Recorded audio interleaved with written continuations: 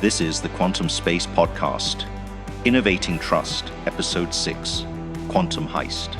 This episode will explore how attackers are already stealing encrypted financial data today, banking on the moment when quantum computers make it readable. We'll look at why the financial sector is uniquely exposed, what regulators are demanding, and how institutions can move beyond post-quantum cryptography toward true quantum resilience. If you care about the future of trust in finance, this is the deep dive you can't afford to miss.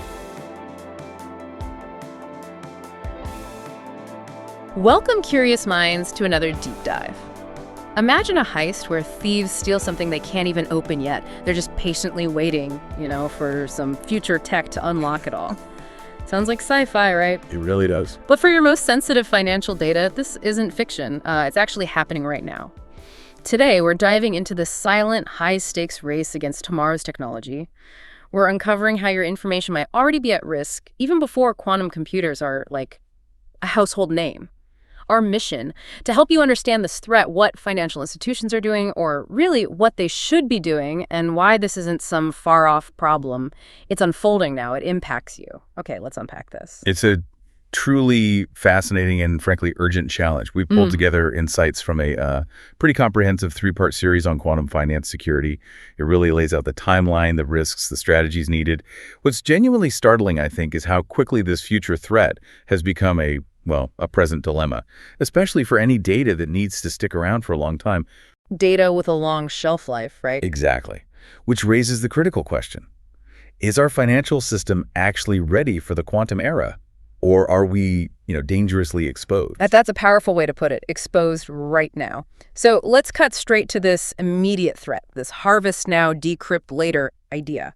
What exactly is it, and why should it be so concerning for, anyone involved in finance? It sounds less like hacking, more like espionage. You've absolutely hit the nail on the head. It is like espionage, a long con strategy. Picture sophisticated groups, often nation states, maybe well-funded criminal organizations. So the big players. Right. They're collecting huge amounts of encrypted financial data today, right now. They know they can't break today's encryption, not with classical computers. Not yet. Not yet. But they're making a bet, a calculated one.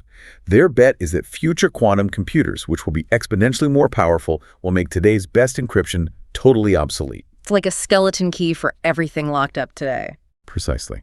And this isn't just theory. This data harvesting, it's happening now in real time. This stolen data, it's like an illicit portfolio of assets just sitting there waiting for that quantum key. So it's a silent collection, not an immediate data dump. But why finance? Why is that sector uniquely vulnerable? Couldn't this happen anywhere? Oh, it absolutely could happen elsewhere. But finance is, special. Think about the kind of data. Transaction histories back years, client records, mortgage contracts. Social security numbers, SINs in Canada, the permanent stuff. Exactly. If information that needs to stay secure for decades, sometimes longer than a person's lifetime, you can cancel a credit card, get a new one. Sure. But your social security number, your detailed transaction history, that's permanent. Once that's compromised today, it stays valuable, stays vulnerable for years, decades even. Right into the quantum era. That's a genuinely chilling thought. A breach today having consequences maybe 20, 30 years from now, long after we've forgotten the initial incident. It implies institutions might be totally underestimating the real cost of a current breach. That's a very real risk. They focus on the immediate fallout, not the long-term ticking time bomb. Can you give us some concrete examples, make it less abstract, recent stuff? Absolutely. And these real-world cases really hammer home the urgency. Look at Connex Credit Union in the U.S., June 2025. They had a breach, about 172,000 customers. Account numbers, debit card details, SSNs, government IDs, all compromised. Wow. And what's really concerning there was the delay.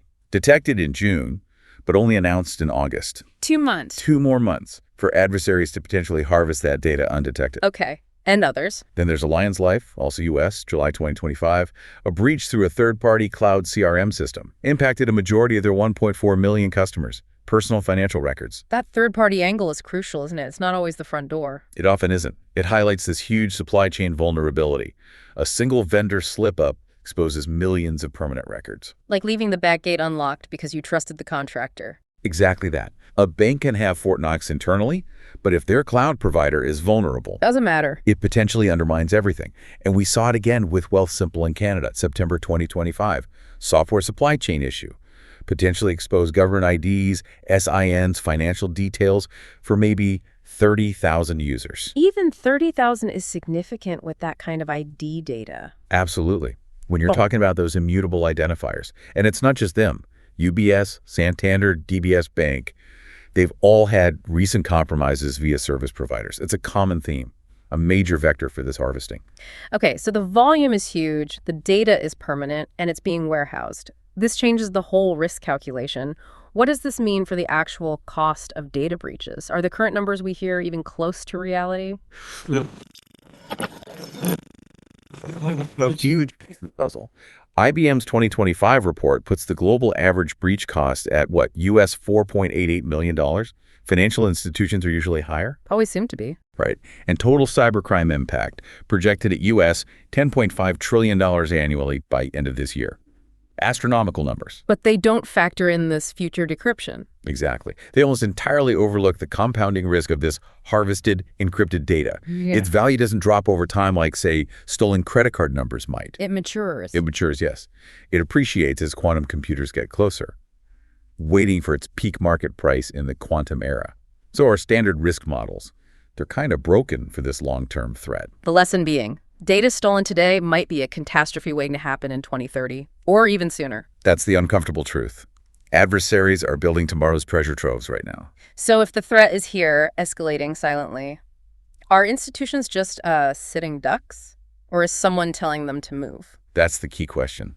So we're definitely aware, feeling the heat internally and from proactive regulators.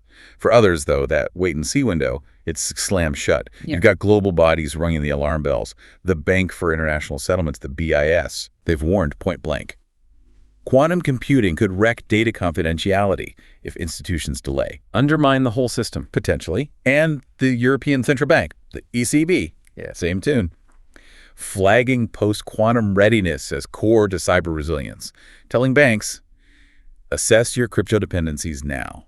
What about the U.S.? Similar pressure. Absolutely. NIST, the National Institute of Standards and Technology, they finalized the first post-quantum cryptography standards, PQC standards, last year, 2024. They've named names. Crystal's Kyber for keys, Crystal's Dilithium for signatures. So the standards are emerging. They are. And regulators expect planning now, well before any hard deadlines hit. Plus, look at the EU's DORA Digital Operational Resilience Act. Yeah. Effective 2025. It explicitly requires cryptographic agility. Meaning you have to be able to swap algorithms easily? That's the idea. So quantum readiness is shifting fast from nice to have to basically a compliance must have. Okay, so these new PQC algorithms are part of the answer, but switching over. They can't be simple for a global bank, right? It's not like updating an app. Oh, far from it. You're absolutely right. It's a massive undertaking, a multi-year engineering marathon. Like changing a plane's engine mid-flight. That's not a bad analogy, honestly, especially for complex legacy systems. There are huge steps. First, inventory. Find everywhere vulnerable algorithms like RSA and ECC are hiding. Databases, networks, apps, everywhere. That sounds like a nightmare in itself. It is. Second, design for crypto agility. Build systems so you can swap algorithms later without breaking everything. Future-proofing. And third, testing. Start testing in pilots now, because these PQC algorithms, they're often bigger, need more processing power. Which could slow things down, like trading platforms? Exactly. High-volume systems could see performance impacts. You need to know that before you roll it out widely. This transition takes years. That's why the urgency is so high. Start now. And going back to the third-party risk we mentioned, Alliance Wealthsimple, if a bank does all this hard work internally, upgrades everything, but their cloud provider doesn't, are they still exposed? That's a critical point, and the simple answer is yes. Absolutely exposed. So the perimeter isn't enough. Not at all. Quantum readiness has to extend through the entire supply chain. Banks must demand that their service providers, cloud platforms, payment processors, CRM vendors, everyone adopt crypto agility and align with PQC standards. Require it in contracts. Precisely.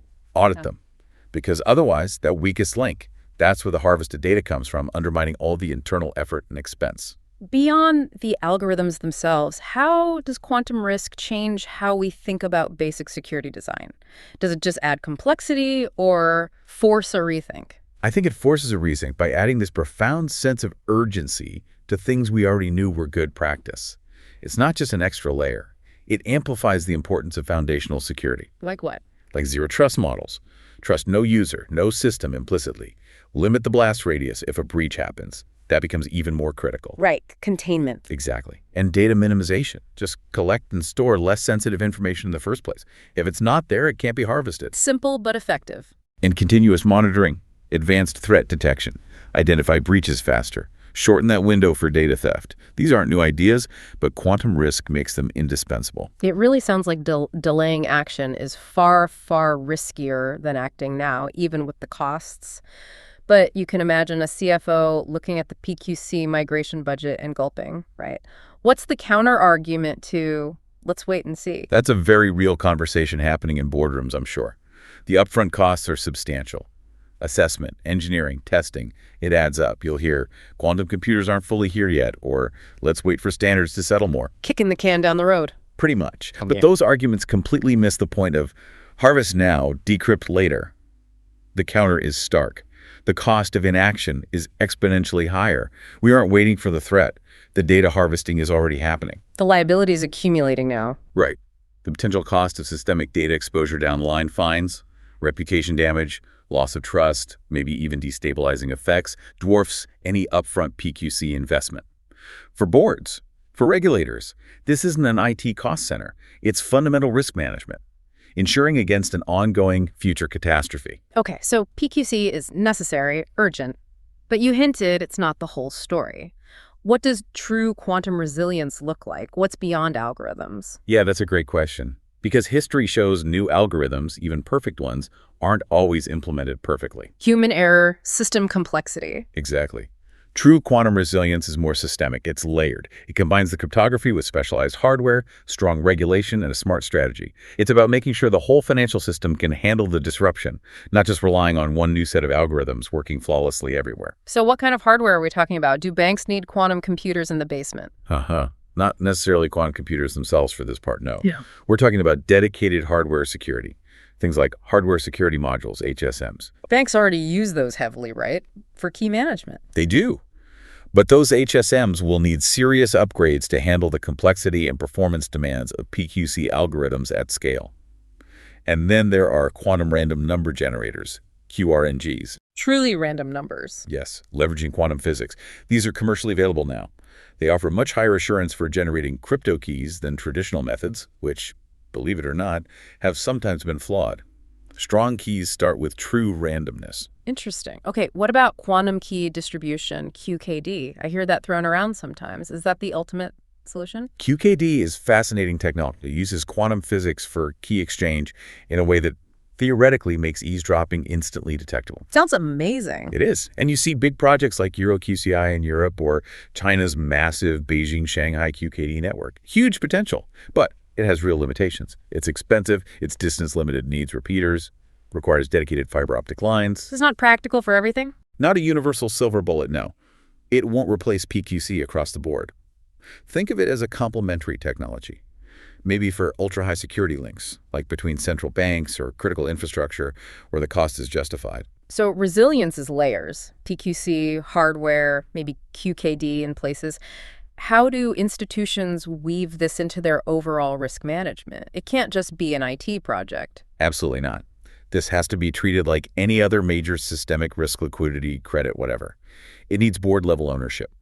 Regulators like the PRA in the UK or the EBA in Europe are already hammering this point. Boards own cyber resilience. Quantum is part of that now. So practically, what does that mean? It means integrating quantum threats into your business continuity plans, your incident response drills, making sure senior execs outside IT understand the PQC migration timelines and what's at stake, and running regular scenario exercises. What do we do if an adversary suddenly unlocks 10 years of harvested customer data? Simulate that nightmare scenario. That sounds intense, and this feels like a global challenge, but maybe not everyone's moving at the same pace? You're right, it's a global challenge, but also a geopolitical race. And that adds another layer of complexity. The US with NIST and CCOE, the EU with EuroQCI and DORA, China with its state-backed quantum networks. They all have different approaches, different timelines. Which must be tough for global banks. Exactly. They face the risk of fragmented standards, trying to comply with potentially conflicting quantum security rules in different countries simultaneously. That's a headache. It actually creates an advantage for early movers who build flexible, crypto-agile systems now. They'll be better able to adapt. So wrapping this all up, what does this mean for the future of trust in finance? It feels bigger than just data security. It really is. It's about the foundation of trust itself. Quantum tech could totally redefine how financial trust works. Digital IDs, payment systems, even central bank digital currencies, CBDCs. Quantum-safe tech will likely underpin all of them. Institutions that just see this as a defensive problem, something to react to, they risk missing the boat. Missing the opportunity. Exactly. Missing the opportunity to actually shape the next generation of trusted financial infrastructure. Those who lead on quantum safety could gain a huge competitive advantage. What a deep dive indeed. We started with that frankly scary idea that your data is being harvested now for a quantum future. We saw the urgent steps regulators and institutions are taking, the complexity of moving to PQC, and then looked beyond algorithms to hardware, strategy, true resilience. It's definitely not a tomorrow problem. Not at all. PQC buys time, vital time. But true resilience, that needs a holistic rethink. Risk management, investment, governance. Those who prepare now aren't just defending themselves. They're positioning themselves to lead in the future. The time to act genuinely is now. So what stands out to you from today? As you go about your day, maybe think about this. How is this abstract world of quantum physics already shaping the foundations of financial trust? And what does that mean for your own digital footprint? That permanent record of you that adversaries might be collecting today, planning to unlock tomorrow. We'll see you next time for another deep dive.